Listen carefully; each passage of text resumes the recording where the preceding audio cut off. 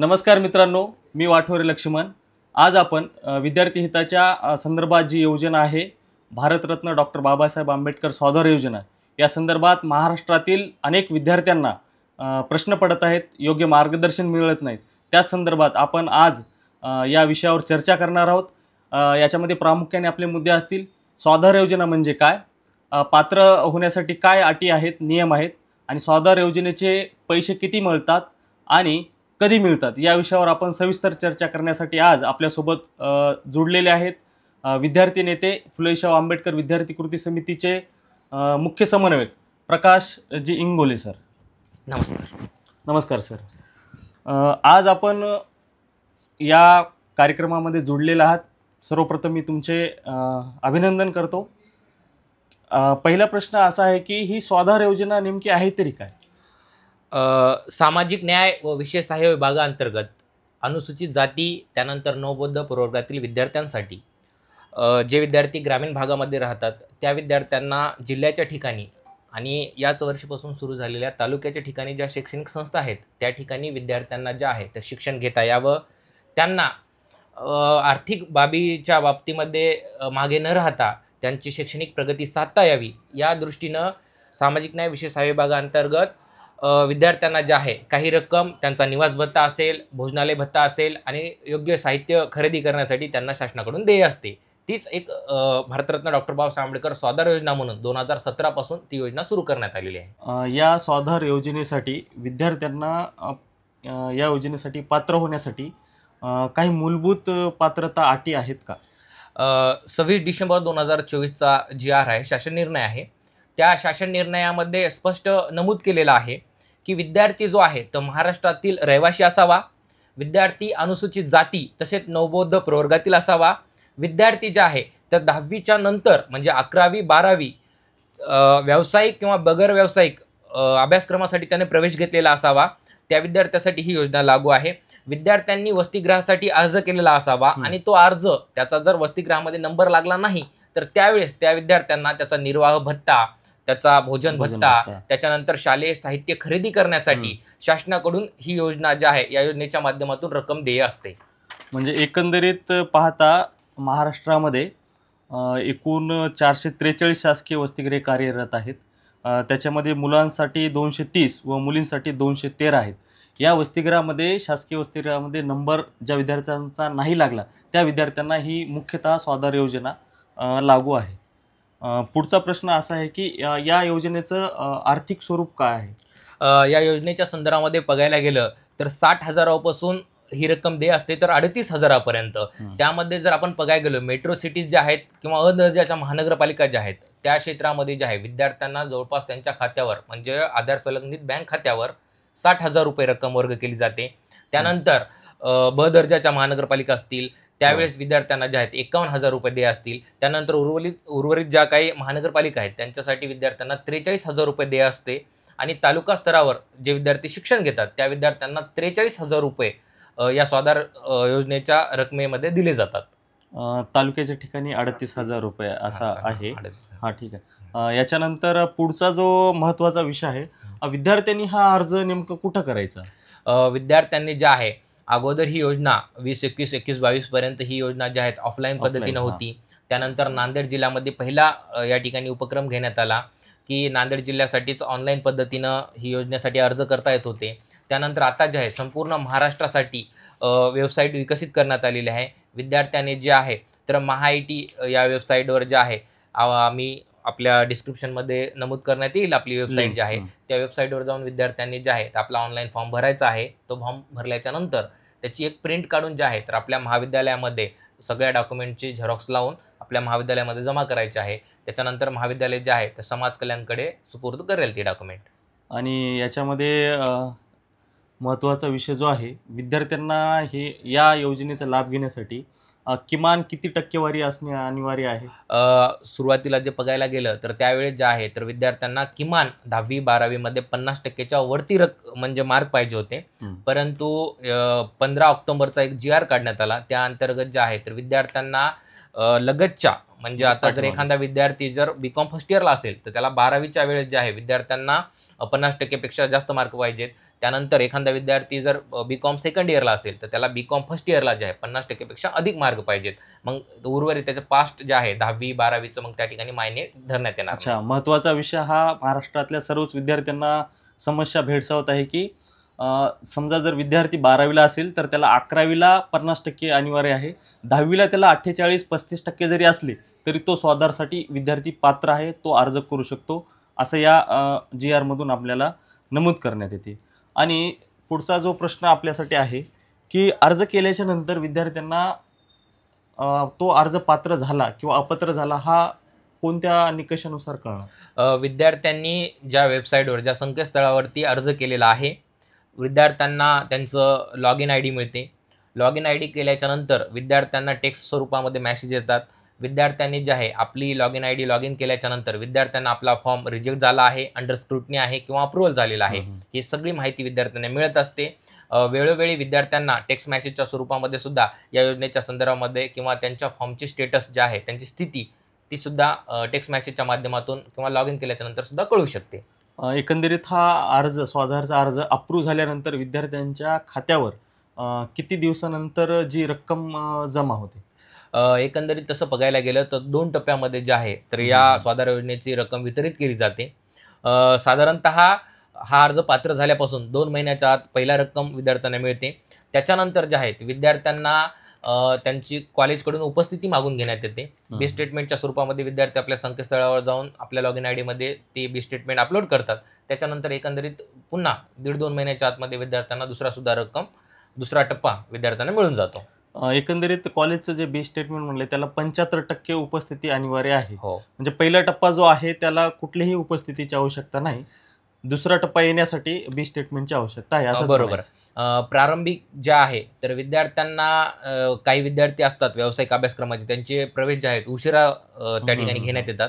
त्यामुळं 1 किंवा 2 महिन्यामध्येच पूर्ण वर्षाची उपस्थिती त्या ठिकाणी सांगणं कठीण आहे. त्यामुळे बी स्टेटमेंटच्या माध्यमातून जे आहे ते विद्यार्थ्यांची उपस्थिती लक्षात घेण्यात येते. आता अत्यंत महत्त्वाचा प्रश्न असा आहे की या योजनेचा लाभ घेण्यासाठी विद्यार्थ्यांना कोणती महत्त्वाची आवश्यक कागदपत्रे लागतात? एकंदरीत बघायला गेलं तर विद्यार्थ्यांकडे काही डॉक्युमेंट घरीच असतात. जसे की विद्यार्थ्यांकडे जे आहे भाड्याने राहत असल्याबाबत स्थानिक रहिवासी असेल, त्याच्यानंतर विद्यार्थी घोषणापत्र असतील, त्याच्यानंतर महाविद्यालयाचा बोनाफाईड असेल, विद्यार्थ्यांना कॉलेजचे उपस्थिती प्रमाणपत्र असेल, त्याच्यानंतर विद्यार्थ्याचा कॉलेज जे आहे तर महानगरपालिकेच्या हद्दीपेक्षा 5 किलोमीटरच्या आत आहे, हे सुद्धा काही महत्त्वाचे डॉक्युमेंट विद्यार्थ्यांसाठी लागतात. आणि या योजनेवर नियंत्रण कोणाचं असते? ही योजना जी आहे तर प्रामुख्याने सामाजिक न्याय विशेष सहाय्य विभागाअंतर्गत रन करण्यात येते. या योजनेचे जे आहे आपलं महाविद्यालय ज्या ठिकाणी आहे त्या ठिकाणच्या सहाय्यक समाज कल्याण आयुक्तांचं त्यांच्यावर नियंत्रण असतं. सहाय्यक समाज कल्याण आयुक्त जे आहे या संदर्भामध्ये सातत्यानं ज्या काही नियम अटी असतील किंवा विद्यार्थ्यांना ज्या आहे काही समस्या असतील तर विद्यार्थ्यांनी सहाय्यक समाज कल्याण आयुक्ताकडे जाऊन जे आहे किंवा त्या कार्यालयामध्ये जाऊन आपल्या प्रश्नाची जी काही सुशंका आहेत ते त्या ठिकाणी त्यांनी मांडू शकतात. या योजनेची अंमलबजावणी करण्यासाठी सहाय्यक आयुक्त समाज कल्याण कार्यालय महाराष्ट्रातील प्रत्येक तर त्यांना काही सामाजिक न्याय विभागाकडून काही निधी उपलब्ध करण्यात येतो का, जेणेकरून या योजनेची माहिती महाविद्यालयीन स्तरावर जनजागृती व्हायला पाहिजे? एकंदरीत आपण फार महत्त्वाचा मुद्दा या ठिकाणी बोललात की भारतरत्न डॉक्टर बाबासाहेब आंबेडकर योजनेच्या संदर्भामध्ये विद्यार्थ्यांमध्ये जे आहे तर कुठल्याही पद्धतीची माहिती नाही. अनेक असे विद्यार्थी आहेत त्यांच्याकडे पात्रता आहेत, त्यांचे निकषसुद्धा त्या स्वाधार योजनेसाठी बसतात, तरीसुद्धा विद्यार्थी स्वाधारचा फॉर्म भरत नाहीत कारण त्यांना त्या योजनेच्या संदर्भामध्ये परिपूर्ण माहिती नाही. एकंदरीत GR शासन निर्णयामध्ये तसं नमूद आहे की विद्यार्थ्यांना जे आहे 3 लाख रुपये जे आहे तर सहाय्यक समाज कल्याण आयुक्तांना देण्यात येतात किंवा त्यांची एक तरतूद करून त्यांना विद्यार्थ्यांपर्यंत ही योजना प्रसारित करण्यासाठी किंवा या योजनेचा प्रसार करण्यासाठी विद्यार्थ्यांना माहिती देण्यासाठी स्थानिकच्या वर्तमानपत्रामधून असतील किंवा वेगवेगळ्या माध्यमातून विद्यार्थ्यांपर्यंत या योजनेची गांभीर्य त्यानंतर या योजनेच्या संदर्भातील परिपूर्ण माहिती देण्याचे अधिकार आहेत.